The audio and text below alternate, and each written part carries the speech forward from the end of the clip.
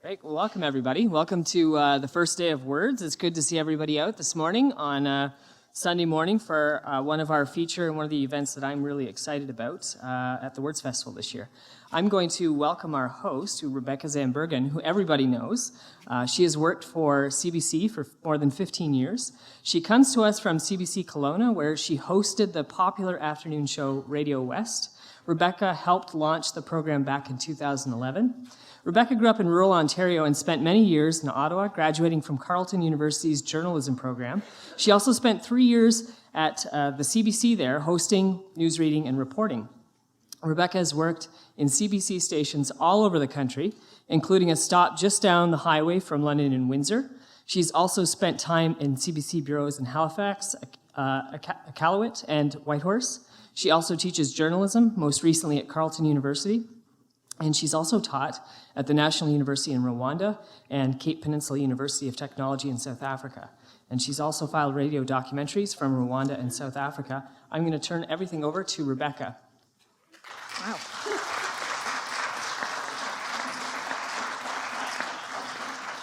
Somehow my introduction is longer than Sally's introduction, which is not good. But everyone knows who Sally Armstrong is, of course. She's this year's Massey Lecturer. And you have her book, I'm hoping, Power Shift, The Longest Revolution. She's an award-winning journalist who has spent covering women for the last 30 years. And she's an author, of course, as well. So I'd like you all to give a warm welcome to Sally Armstrong.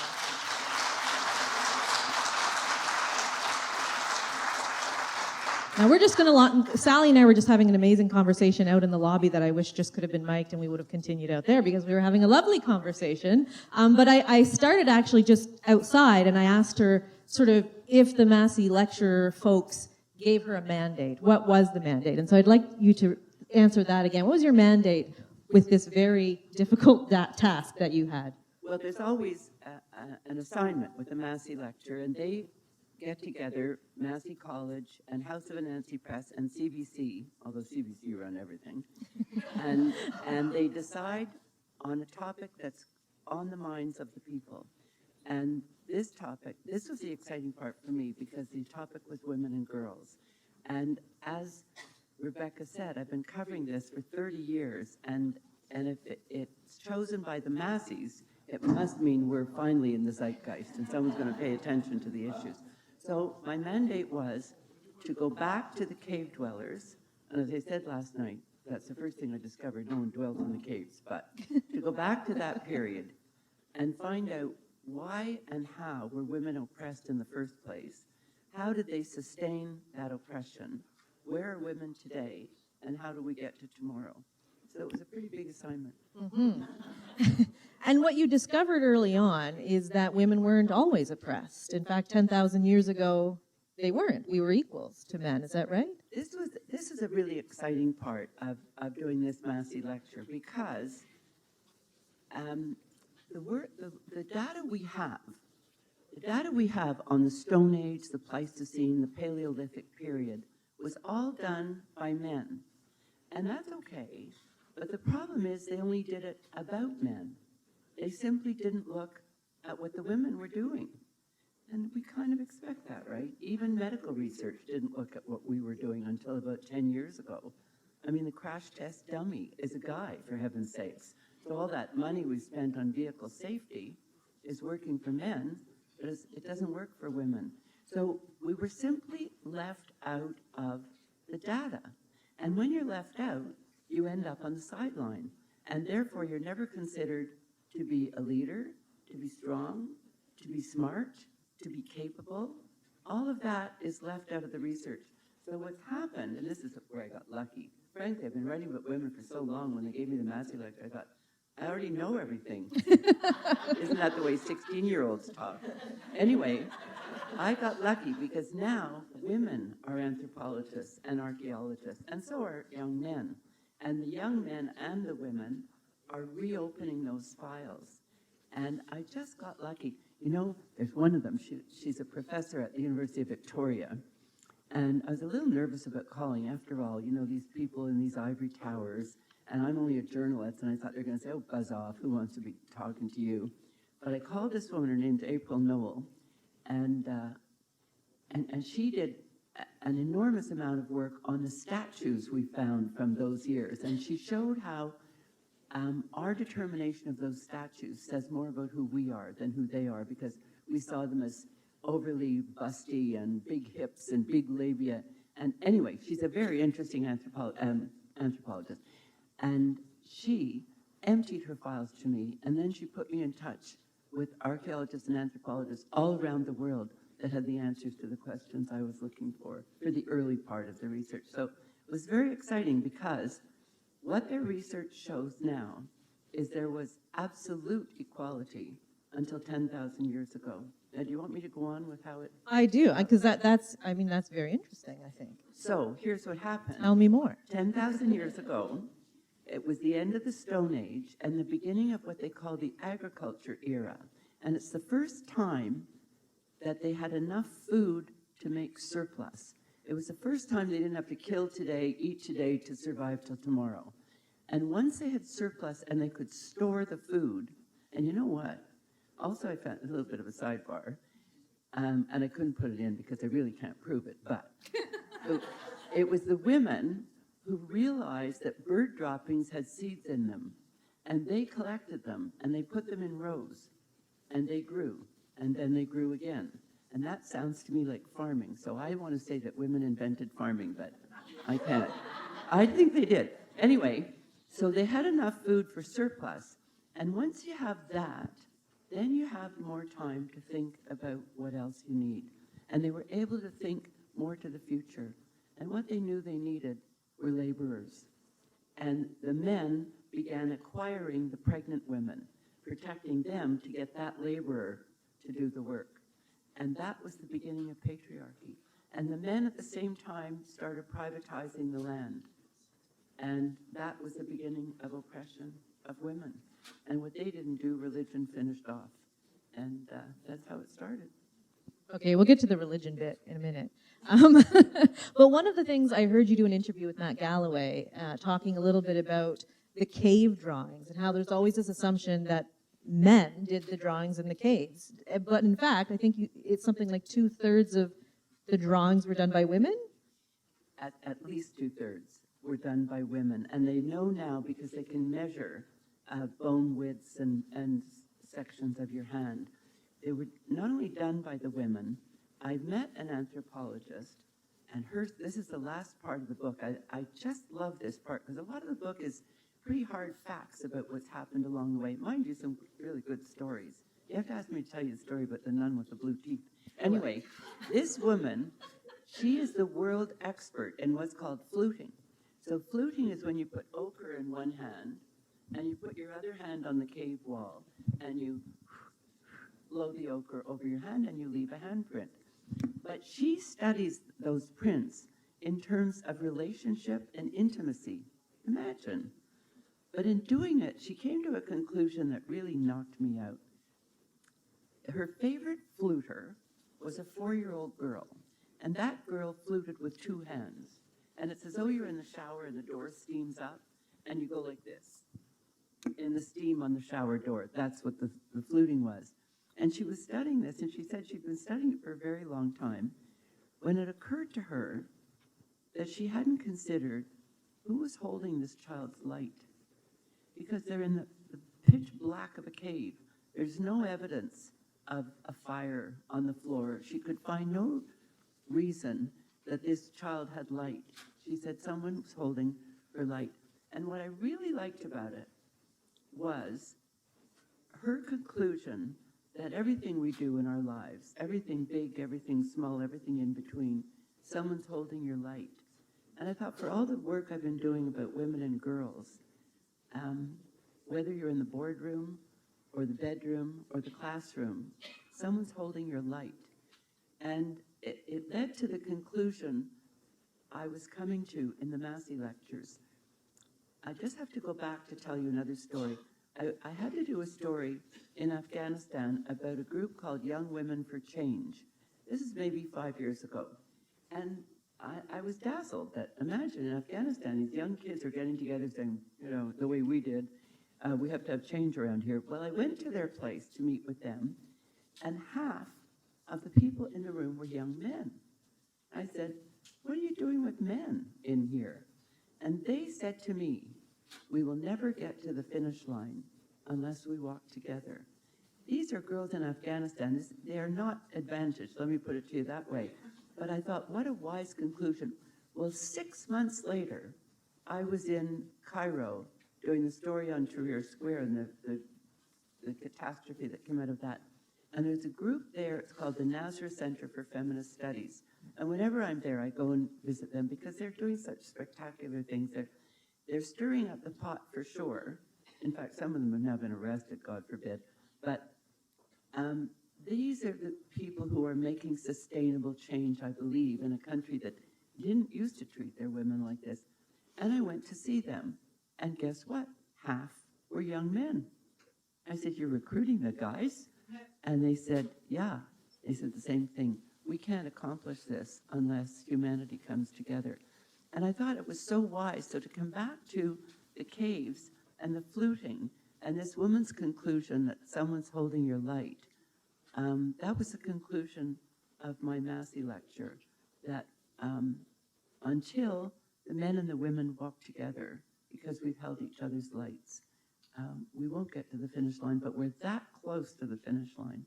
So it's up to the men now.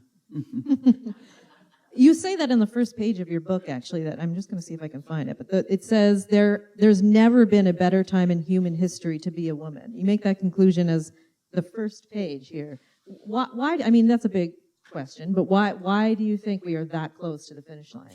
Because, and you know, anybody could argue it. Pick up the newspaper, you're going to find something ghastly that happened to women Yeah, today. exactly. But I'll tell you, we never even made the newspapers before. And finally, when we made the newspapers, we were on page 28. It was people like Malala who moved the case of girls to page 1. And we are on page 1 today. We're aware of, $7 billion a year is the cost of violence in Canada. We're aware of this, and we haven't beaten that. That's the underbelly of all of this, is we haven't been able to even reduce that. And unequal pay. I mean, how can a CEO possibly pay a man more than a woman? But he does. Will she, when she's the CEO? We'll see. But all of the other files are changing. They're changing so rapidly. And I'm looking at it from around the world. I mean, imagine the case of the 160 girls in Kenya. These are little girls. They're between the age of 3 and 17. Imagine how young that is. And they sued their government for failing to protect them from being raped. These are the stories that are happening everywhere that I go. It was women who stopped female genital mutilation. And although it's still going on, the numbers are plummeting. They're going from 98% to 12% and 65% to 5% in countries that where it's still being practiced. It was women who stopped foot binding. And it's women in Canada who wrote us into the Constitution of this country. So and those are the changes that are remarkable and have to be made. And when Me Too came along, I think, there's sociologists who have done a terrific description of how change is made. And they say it's like bundles of kindling all the way through a process. And I look at the different waves of the women's movement. The first wave, in the late 1800s, early 1900s, the suffragettes got us the vote. Now that's about all they got. And it was hard work, and some of it was fairly militant, but they did get us the vote, but not much else changed. And the second wave would be the 60s, when women had consciousness-raising groups and said, this isn't fair and we need change, and that's when we put all our faith in the pill and announced we're all going to be astronauts. We made a lot of change in the 60s, a huge amount, and in the 70s. But the big issues were still out there. Issues like you made such a terrific remark when we were standing in the hall, that even though men are helping in the kitchen today, a woman's always the last one to leave the table. Quite true. So the third wave would be when Anita Hill took on Clarence Thomas when he was running to be a Supreme Court Justice in the United States in 1982. And she said he had sexually harassed her. And she had to go in front of the Judiciary Committee, just exactly like Christine Blasey Ford had to with the Kavanaugh hearing this year. But when she went in front of that committee, and it was on television, and they excoriated that woman, a law professor, they just took her to pieces in public. And that was the first big awareness of sexual harassment. That began the conversation that said, what are we going to do about this? So that was considered, certainly by American women, as a third wave.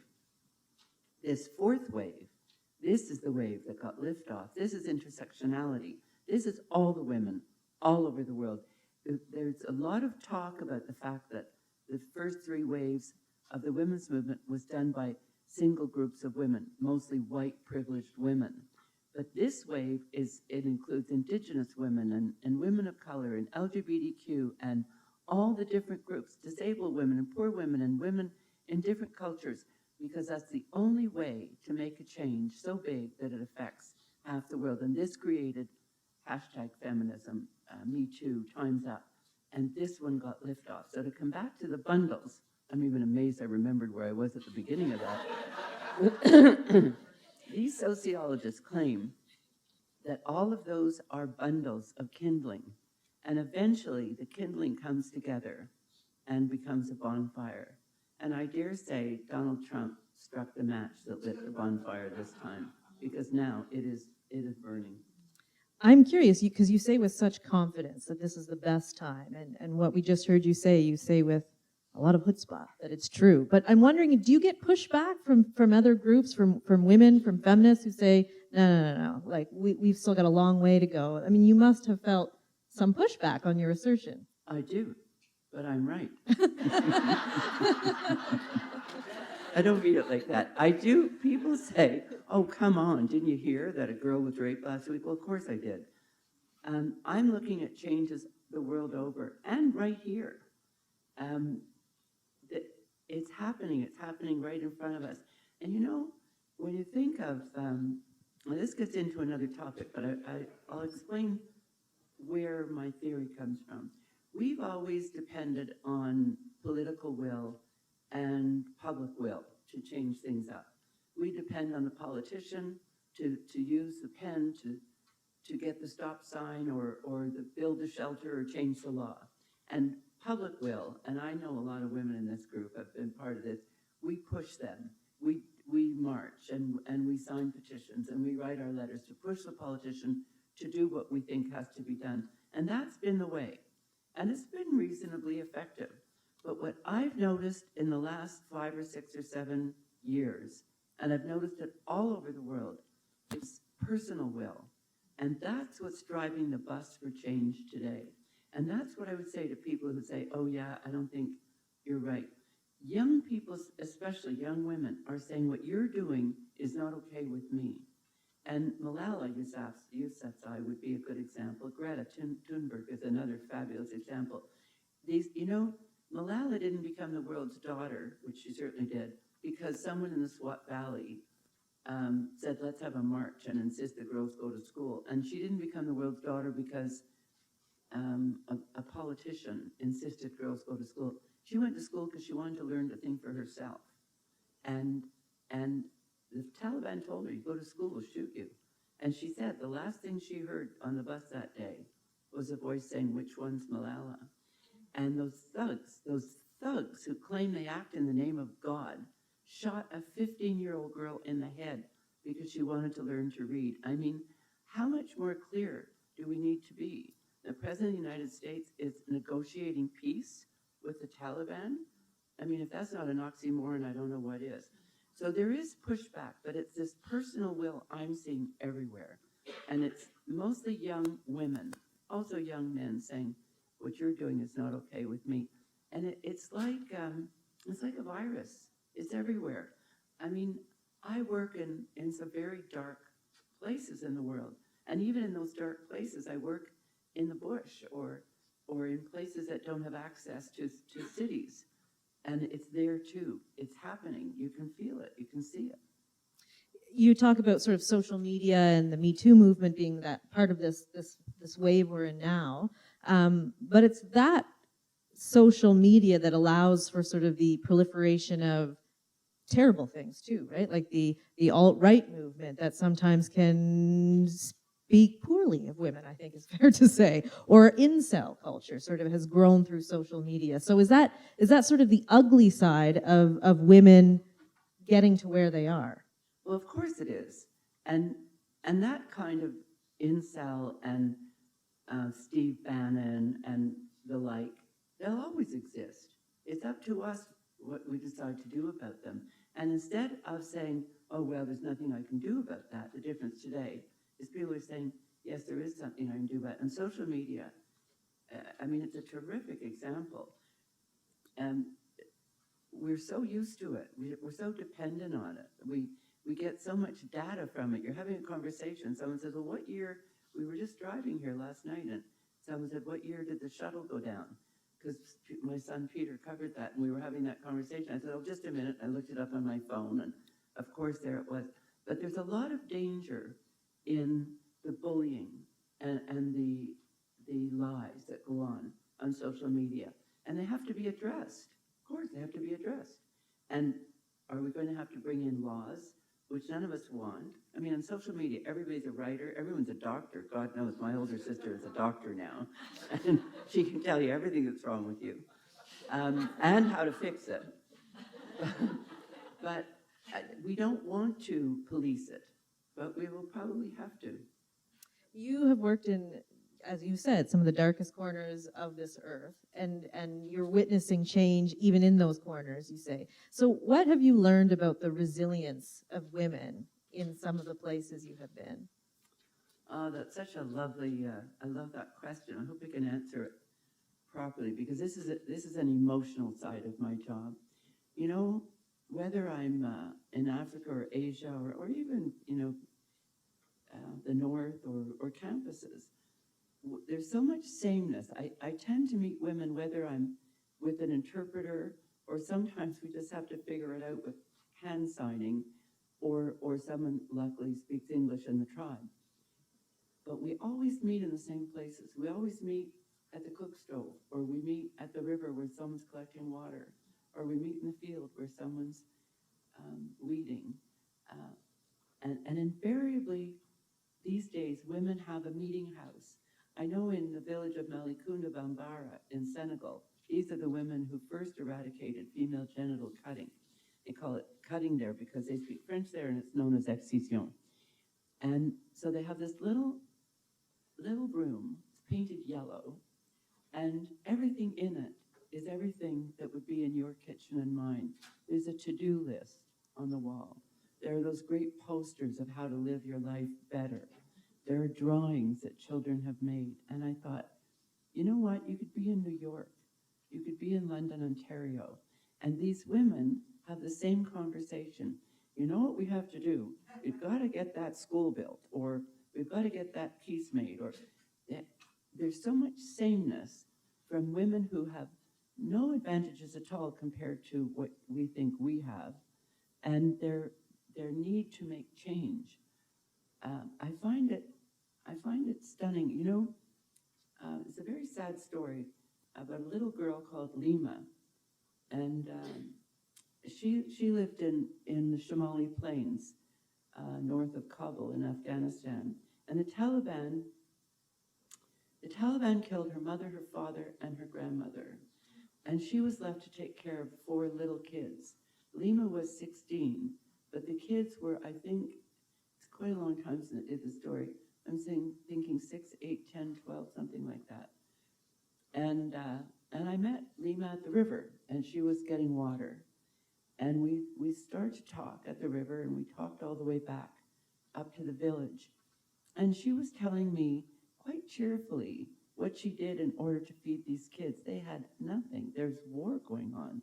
But she was telling me as though she was letting me in on her secret tricks, how she found this bit of food and that bit of food, or how she talked so-and-so into giving her such and such. And she was a typical 16-year-old girl doing the hardest job. And she was also having to wash the clothes of these little, my father would have called them rapscallions, these little kids. They were terrors. They were up the trees and all over the place. And here she was beating clothes on a rock and hanging them all over the place, and telling me about her dreams. She wanted to go to school, but there wasn't a school. And even if there was, a girl couldn't go to school. But she told me, I will someday. I will go to school. But then I said to her, I said, do you ever get a break from this? I mean, you're working so hard. Just to find the darn food, to prepare it, to round up these kids, to keep them clean and safe and get them to bed. I said, do you ever get a break for yourself? She said, yes. And I thought she kind of perked up, and I said, will you share that with me? And she took me by the hand, and she led me on the path that goes around the edge of the village. And I thought we were going to a soccer field or someplace where the kids play. And we weren't. We were going to the cemetery. And that kid, I shouldn't tell this story in the early morning. She sits under a tree by her mom's grave, and she talks to her mom. Shouldn't tell it in the morning. But, you know, her life was so hard, and such terrible things had been done to Lima. But she said, one day I'm going to go to school.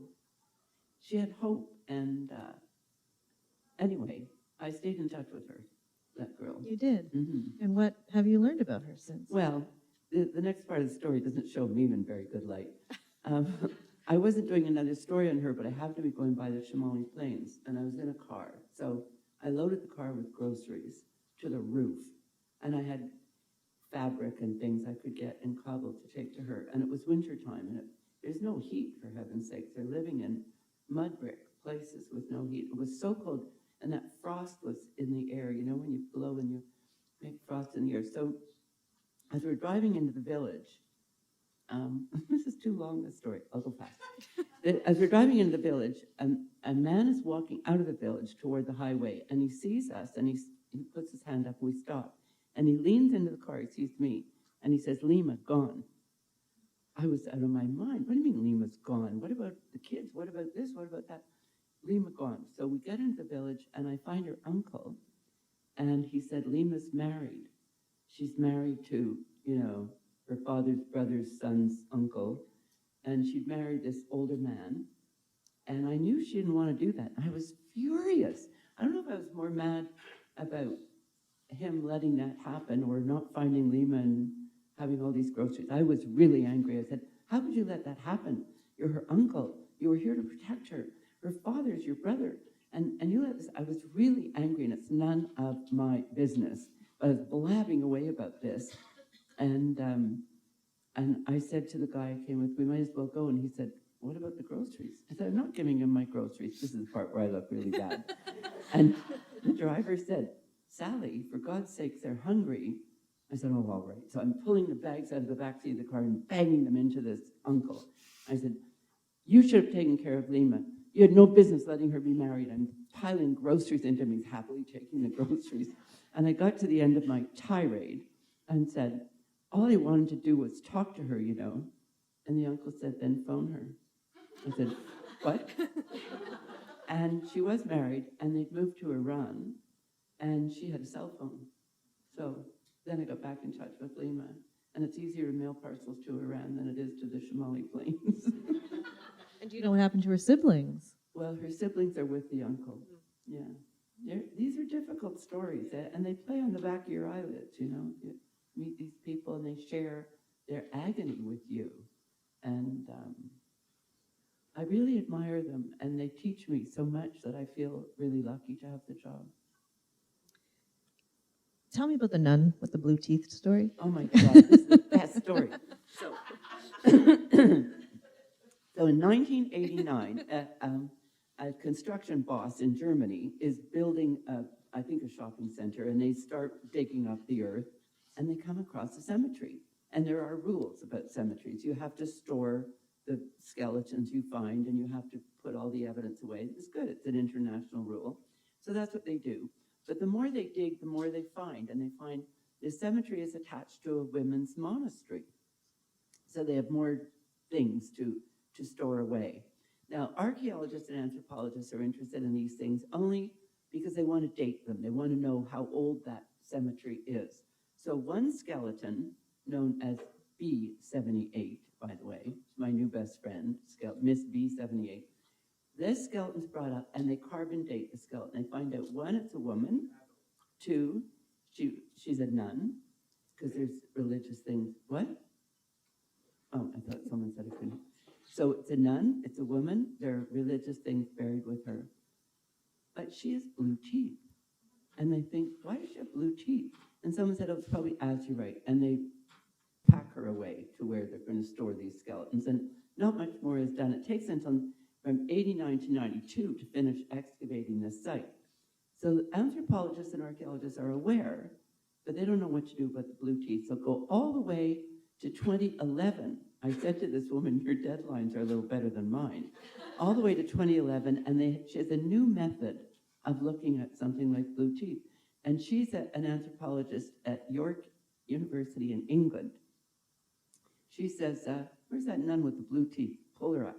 So she gets the skeleton, and she looks at the blue teeth, and she thinks she can examine it, and she uses some acid, and the blue dissolves. She said she almost dissolved. She thought, oh my God, I've ruined all the evidence. But she realized she did not have the equipment to find out what that blue was. So they packed B78 away again. And then in 2014, I told you, your deadlines are awful, hers aren't. She has new equipment for examining tartar on your teeth. You know the tartar that the hygienist scrapes off and makes you crazy and charges you a fortune? She is an expert in tartar. And she brings out B78, and now she sees that this blue is like miniature robin's eggs stuck in different parts of her teeth and casting the blue all over. But she realizes the blue, it wasn't all put there at once, it was put there over time. And then she's able to analyze what the robin's egg is. And it's lapis lazuli from Afghanistan. So number one, they realize, not number one in my books, but theirs, that there's a trading route. Oh, I forgot to tell you, it was the year 900 that they carbon dated. It was the year 900, and the nun died somewhere between the age of 45 and 60. So they knew that much. So now they know there's a trading route in the year 900 from Germany to Afghanistan, which is pretty neat. But here's the best part. Oh, the people who were writing this holy texts and the books of the day were presumed to be the scribes. They were the scribes, and they were presumed to be monks and other great intellectuals, and they wrote them in gold. But lapis lazuli at that time was more precious than gold, and only the best scribes in the world were given this precious lapis lazuli to write with, because you dip your pen into it, wet it, remember that, and write it, and therefore turning your teeth blue. So Miss Skeleton B78 was not only a scribe at a time when we presumed women were illiterate and on the side, that she was the best scribe. And that led to another conclusion. Historians will tell you that the best books preserved over millennia were saved in women's monasteries. And everyone just presumed those nice women just packed them away, given by the monks and given by the clever men. Well, guess what? They wrote them. That's why it was in the monastery. So these great discoveries came out of a nun with blue teeth. Wow. Good story. It's a very good story. I might tell it better in the book. I would get the timing better. So that's an example of a woman just sort of being dismissed and not being recognized for who she was. And you gave quickly an example of the crash test dummies and how they are men. And when we were speaking out in the hallway, you had a whole bunch of examples of how women are not factored into the ways in which we look at the world. I'd like you to delve a little bit more into the crash test dummy about why it matters that they're men, because you said it's something like 17% more likely to die in a crash if you're a woman than a man for that reason. And then some of the other examples you were giving me that I had not really considered that kind of blew my mind. Well, you know, it kind of matches all the laments we've had. If you're left on the side, you're not considered valuable. You're not considered valuable enough to examine. And it kind of doesn't matter. It's not as though somebody wants to hurt the women, except maybe the Taliban or Boko Haram or other thugs. But when you get left out, you get left out of everything. So we knew that medical researchers did not do their research on women, and it's because presumably our menstrual cycles got in the way of their research. Pretty darn lame excuse, I'd say, but they didn't until about 10 years ago. Imagine. And it was about 10 years ago they realized that when a woman has a heart attack or a stroke, her symptoms are different to a man's. And so is the treatment. And women were dying at a greater rate than men were. And they began to realize they needed to do their research on women. And that sort of got people looking at more of the research that is done. Oh, I'll tell you a really good one. There's one. So women, there was this test being done for women who had PMS or harsh menstrual cramps. And I can't remember the name of the pill. It's Citradel or something like that. It's in the book. And it was going really well. These women were reporting terrific results with calming PMS and less menstrual cramping. And the pill drove blood to the region. And they wondered why it was so effective, but it was. It was terrifically effective. And all of a sudden, one of the researchers said, it drives blood to the region. I wonder if it would work for erectile dysfunction. Bingo, the little blue pill, Viagra, was on the market months later, and they dropped the other study.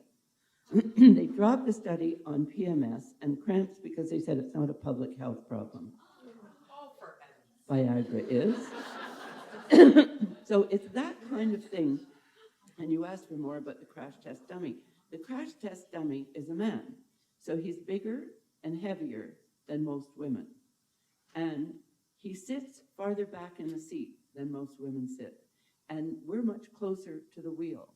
And his pelvis is in a different position than a woman's pelvis. So we our tax dollars put a lot of money into developing better vehicle safety. And they did a really good job. They came out with all the safety. But as it turns out, it was based on the size of a man and not a woman. And women are injured in accidents 47% more than men and die 17% more than men. So it's more examples. You know, in a construction site, a woman can't get gloves that fit her the way they have to wear men's gloves. You're handling heavy equipment. You're handling dangerous equipment, and the gloves don't fit. But in the military, women can't get narrow boots. They have to wear men's boots. And in zones of conflict, if you're wearing a flak jacket, it doesn't account for breasts. So, and another one, imagine this. We know exactly how much weight a man can lift on a construction site.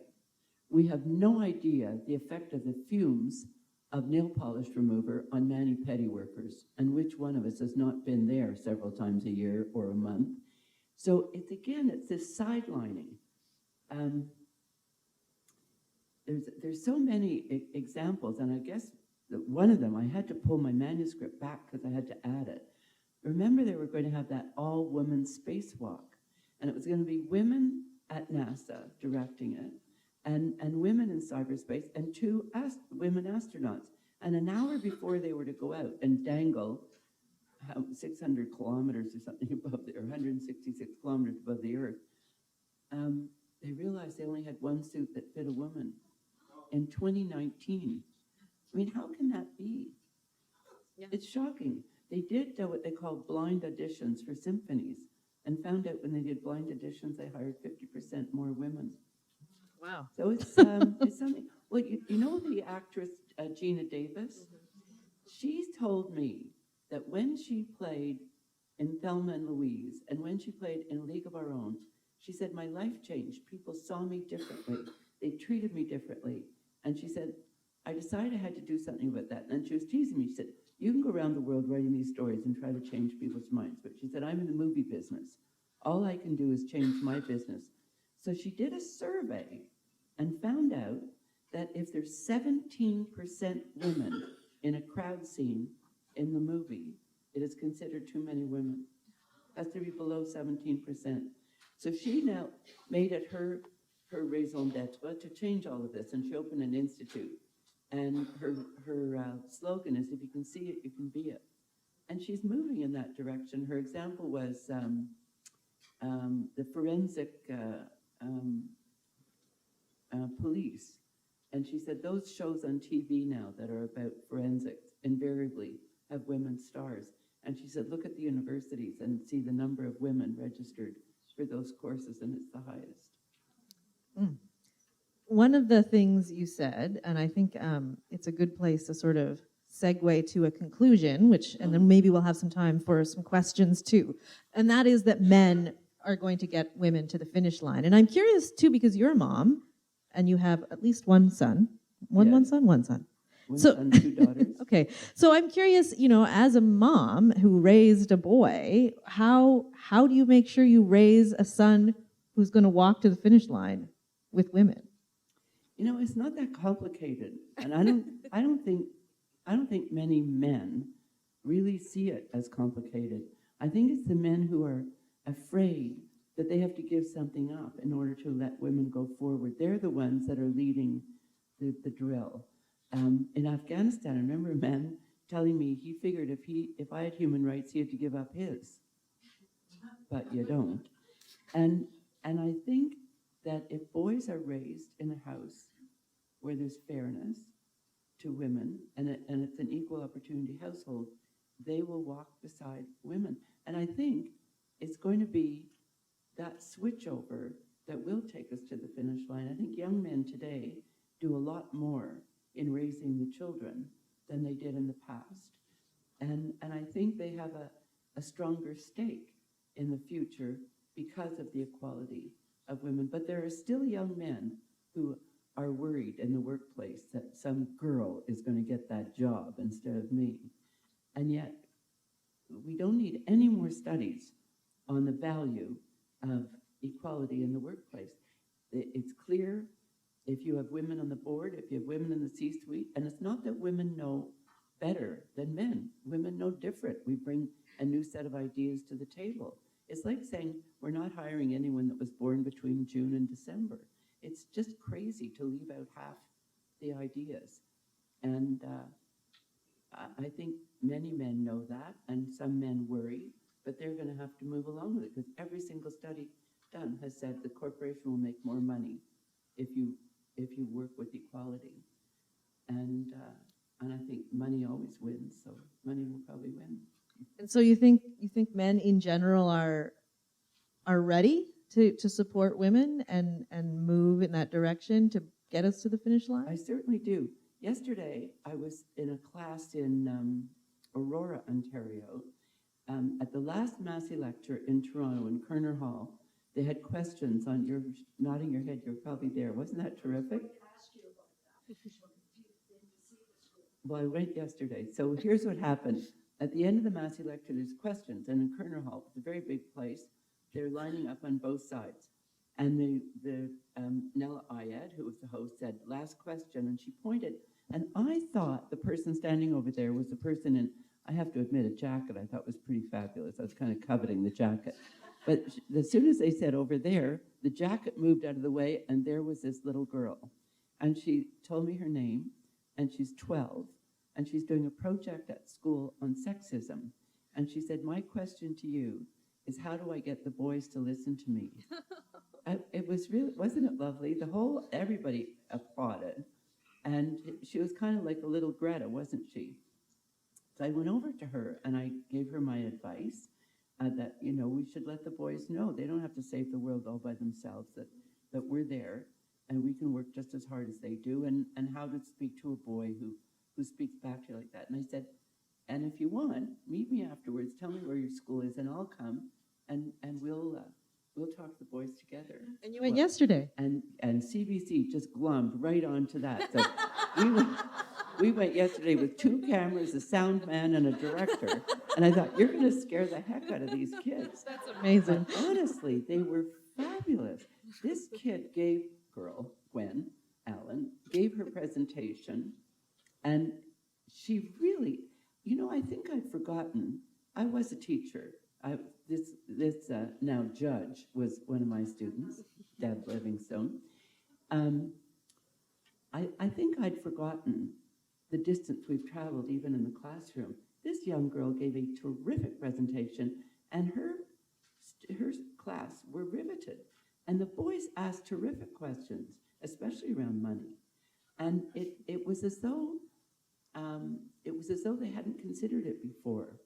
And I guess what I really liked was the way they were so proud of their classmate. They let her know that they thought she'd done a really good job. And one boy, you know, I think he maybe had some difficulties because he had trouble expressing himself. He couldn't get all of his question out.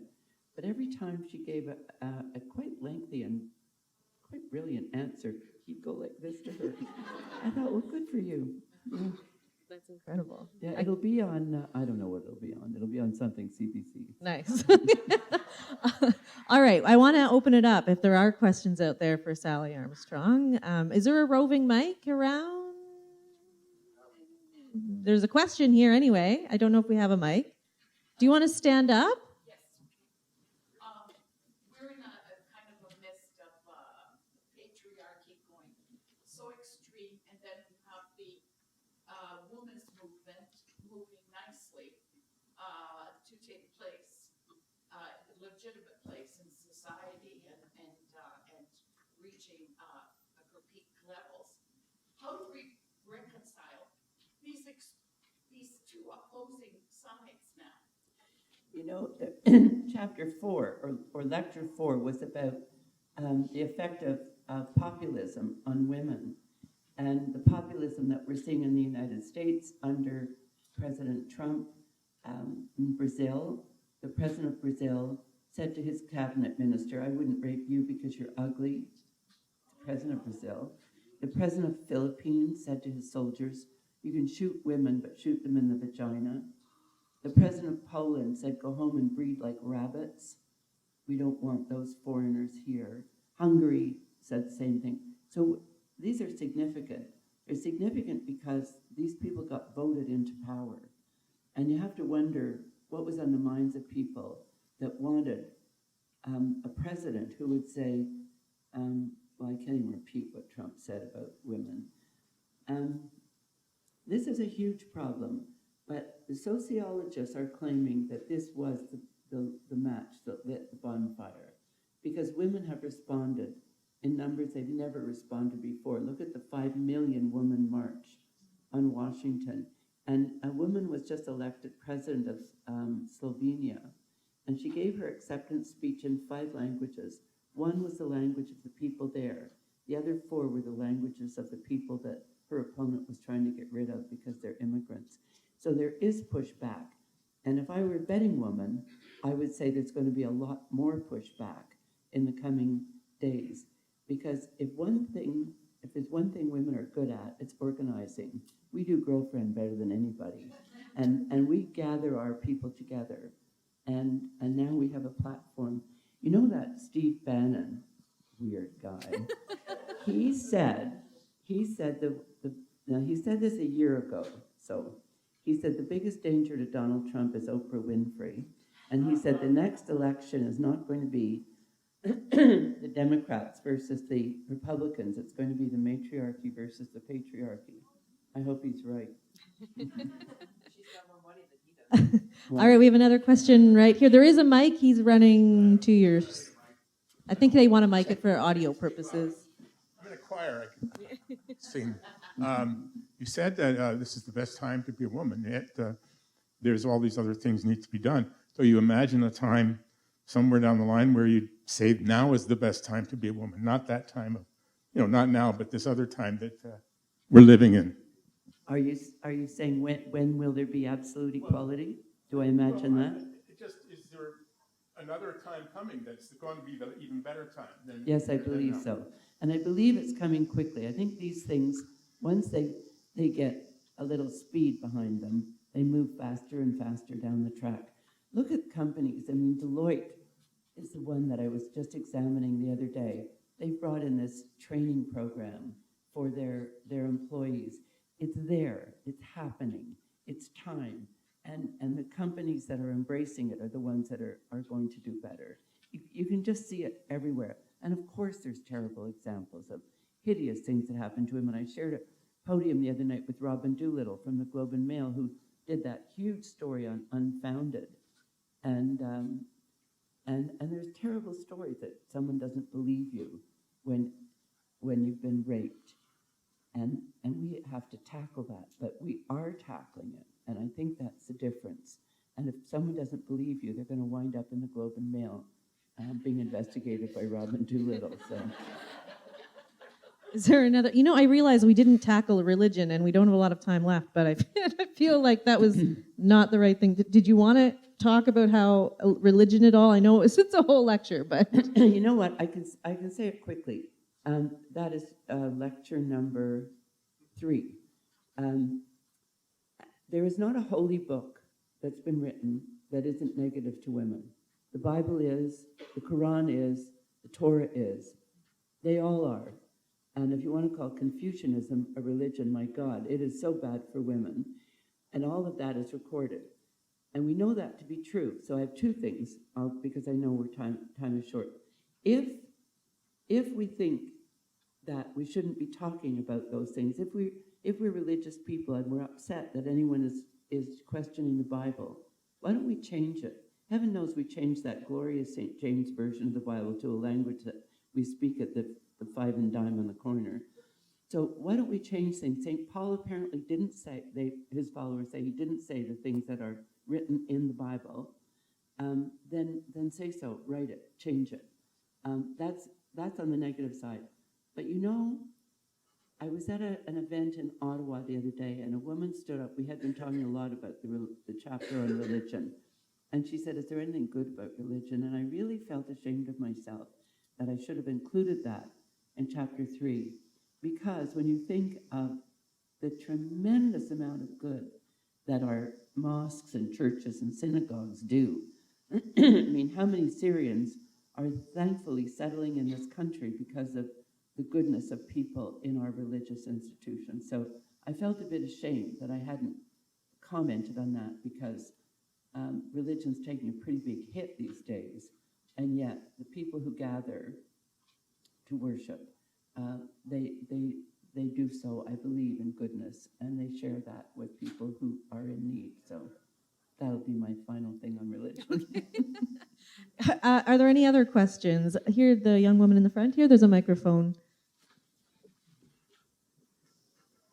Thank you very much for your talk. This is a kind of a big question, and it's something that I ask myself when I reflect on my own behavior and my own ways of going about, my days and my decisions. And I consider myself on the path to discovering what it means to be a woman and how to negotiate that with the world. And there are times where I make mistakes and times where I wish that I acted a little differently.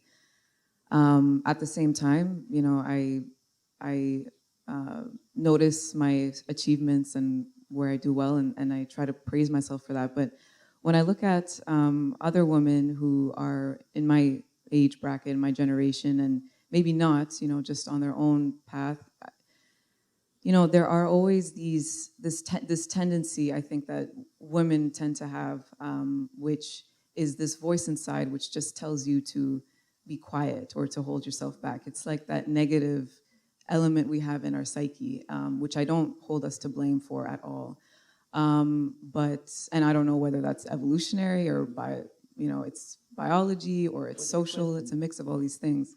My question is, what is one of the most insidious elements that is either part of our socialization or our upbringing, or what is the most insidious thing to you that you see among young women that is part of either us holding ourselves back or the world in general?